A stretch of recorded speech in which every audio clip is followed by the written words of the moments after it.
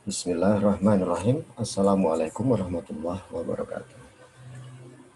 Teman-teman sekalian yang berbahagia, saya akan melanjutkan penjelasan tentang organ entitas bisnis syariah.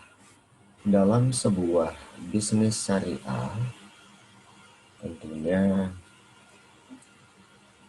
ada bentuk-bentuk perusahaan. Pada pembahasan kali ini, kita akan berbicara bagaimana sebuah entitas bisnis syariah atau sebuah perusahaan dengan badan hukum yaitu perseroan terbatas ataupun PT. Walaupun sebenarnya entitas bisnis syariah ini memiliki badan hukum yang berbeda-beda. Ada yang berbentuk mutual company atau usaha bersama, ada yang berbentuk perusahaan perorangan atau mungkin CV dan koperasi. Nah, untuk kali ini kita akan membahas entitas bisnis syariah yang badan hukumnya yaitu perseroan terbatas atau PT.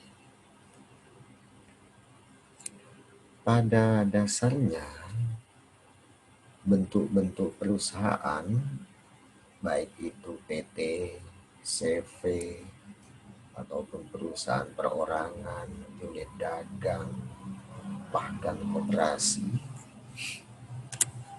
tentunya memiliki perbedaan-perbedaan serta karakteristik yang sama. Namun kita bisa ambil sebuah kesamaan dari semua entitas bisnis syariah dengan berbagai macam bentuk badan hukumnya, yaitu kesamaan dalam menciptakan amar ma'ruf nahi mungkar, atau bisa kita artikan sebagai check and balance.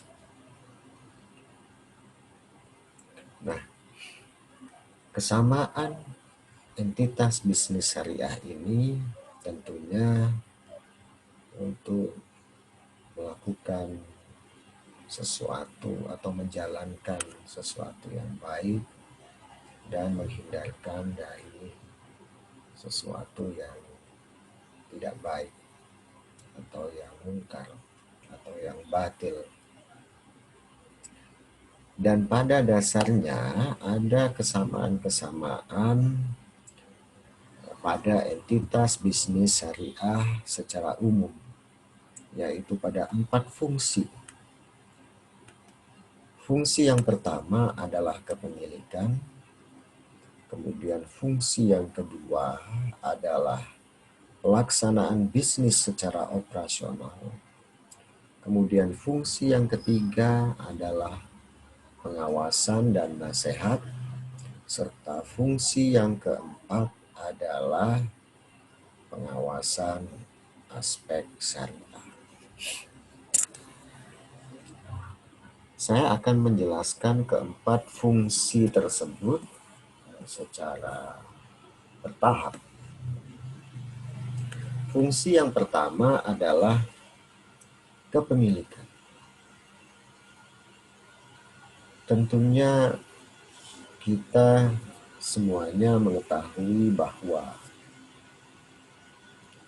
apa yang ada dan segala yang ada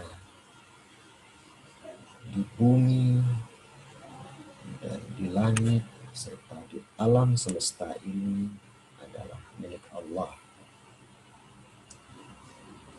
Allah Subhanahu wa Ta'ala, pemilik yang sebenarnya dan mutlak atas alam semesta beserta isinya. Maka dari itu Islam menjelaskan bahwa konsep kepemilikan dikembalikan kepada Allah. Sebagaimana firman Allah dalam surah Al-Baqarah ayat 284,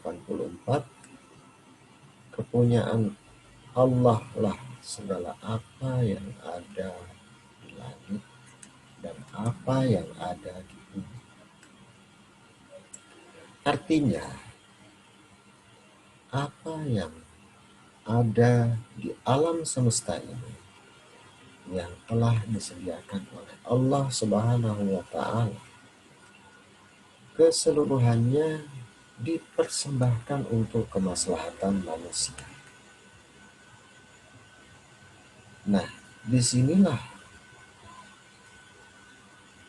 kewajiban manusia untuk mengelola sumber daya yang ada di alam semesta ini dengan sebaik-baik. Allah telah menciptakan sistem keteraturan yang baik. Dan disinilah manusia harus mentaati sistem dan aturan yang telah dibuat oleh Allah. Begitu juga dalam entitas bisnis syariah. Sebuah entitas bisnis syariah ketika dibuat sebuah tujuan organisasi tersebut dengan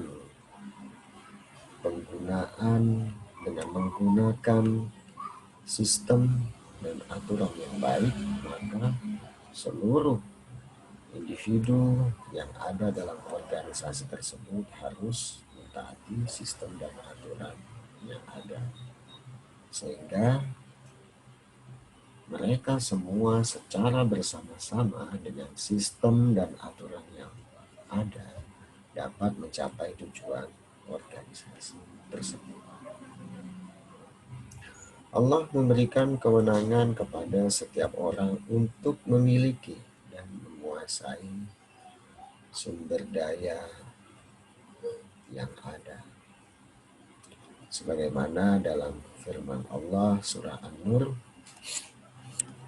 dan berikanlah kepada mereka harta milik Allah yang telah Dia berikan kepada kalian. Maka dalam pelaksanaan kepemilikan ini harus memenuhi ketentuan hukum yang berlaku. Nah, inilah penjelasan tentang apa itu kepemilikan dalam sebuah entitas bisnis syariah. Artinya,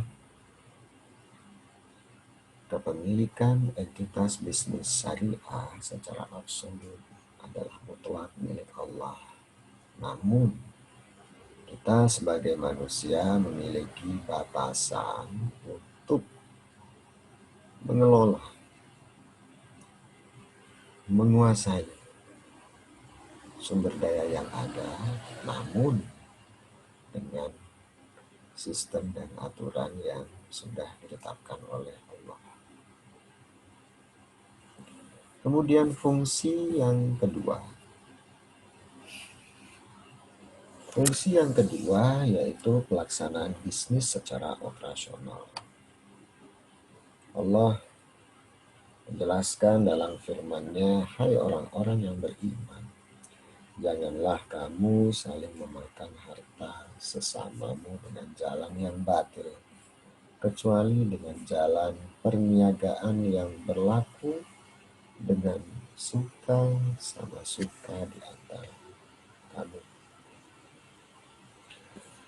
Dalam konteks firman Allah di sini, seharusnya atau seyogyanya entitas bisnis syariah dalam melaksanakan bisnis secara operasional dapat melakukan berbagai kegiatan. Kegiatan ini termasuk bisnis dan perdagangan. Tentunya, kegiatan bisnis dan perdagangan yang dilakukan oleh entitas bisnis syariah harus mengikuti atau tunduk dan patuh kepada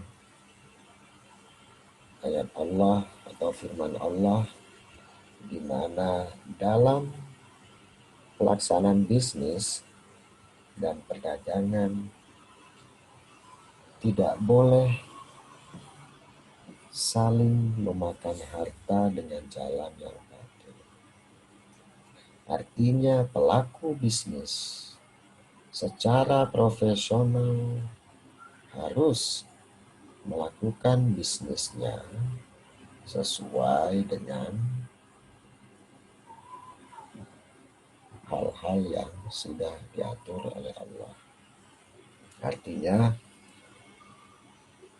lakukanlah bisnis yang halal, yang berkah, dan jangan memakan harta yang batil, ataupun jangan melakukan bisnis dengan cara-cara yang subhat, dengan cara-cara yang horor atau tipu, ataupun jangan melakukan bisnis dengan cara yang tidak baik atau batil. Fungsi yang ketiga yaitu pengawasan dan nasihat. Dalam sebuah bisnis, siapa yang menjadi pengawas utama? Manusia tanpa menyadari bahwa dalam perilaku ataupun aktivitas kegiatannya ada yang selalu mengawasi. Begitu juga dalam sebuah bisnis. Tentunya kita harus menyadari bahwa ada yang mengawasi apa yang kita lakukan sewaktu-waktu. Maka Allah lah yang menjadi pengawas utamanya. Sehingga ketika manusia itu diawasi oleh Allah, maka hal ini akan berimplikasi pada kehati-hatian manusia, serta saling memberikan nasihat dalam bisnis. Nah, disinilah ada sebuah kehati-hatian manusia untuk tidak melakukan hal-hal yang tidak baik dalam bisnis, tidak melakukan kejahatan, tidak melakukan kecurangan. Kenapa? Karena semua yang dilakukan akan dipertanggungjawabkan, baik itu di dunia dan di akhirat. Allah Subhanahu wa taala sudah menjelaskan dalam firman-Nya dalam surah Al-Mutaffifin yang artinya kecelakaan besarlah bagi orang-orang yang curang, yaitu orang-orang yang apabila menerima takaran dari orang lain mereka minta dipenuhi, dan apabila mereka menakar atau menimbang untuk orang lain mereka mengurangi. Tidakkah orang-orang itu yakin bahwa sesungguhnya mereka akan dibangkitkan? Nah, disinilah fungsi ketiga yang utama dari organ entitas bisnis syariah, yaitu adanya pengawasan dan nasihat. Artinya, dalam bisnis, manusia tetap diawasi oleh Allah sebagai pengawas utama, sehingga manusia harus memiliki sikap hati-hati untuk tidak melakukan kejahatan dan kecurangan, serta saling menasihati antar sesama untuk al-amru bil ma'ruf atau untuk hal-hal yang bersifat kebaikan. Kemudian fungsi yang terakhir yaitu pengawasan aspek syariah. Pengawasan aspek syariah dalam entitas bisnis syariah di sini yaitu mengandung arti atau dapat diartikan bahwa setiap bisnis syariah harus menunjuk organ pengawas. Artinya setiap bisnis syariah harus memiliki seorang ataupun sistem pengawas ataupun alat pengawas di mana organ tersebut harus bisa memastikan bahwa proses maupun produk bisnis yang dijalankan sudah sesuai dengan prinsip syariah. Artinya begini, ketika kita memiliki atau membuat perusahaan bisnis syariah, tentunya usaha atau produk yang ada dalam bisnis syariah tersebut harus mengacu dan mematuhi aspek-aspek syariah atau syariah compliance. Nah, untuk memudahkan kepatuhan terhadap aspek-aspek syariah atau syariah compliance, maka perusahaan harus memiliki organ pengawas atau bisa kita sebut orang-orang yang kredibel, faqih, memahami dan menguasai tentang aspek-aspek atau prinsip-prinsip syariah, sehingga orang-orang inilah yang akan memastikan, yang akan mengawasi bahwa segala proses kegiatan bisnis dan produk bisnis yang dimiliki oleh perusahaan bisnis syariah sudah sesuai, sudah memenuhi prinsip-prinsip syariah. Nah, disinilah maksud ataupun arti dari pengawasan aspek syariah. Astagfirullahaladzim. Assalamualaikum warahmatullahi wabarakatuh.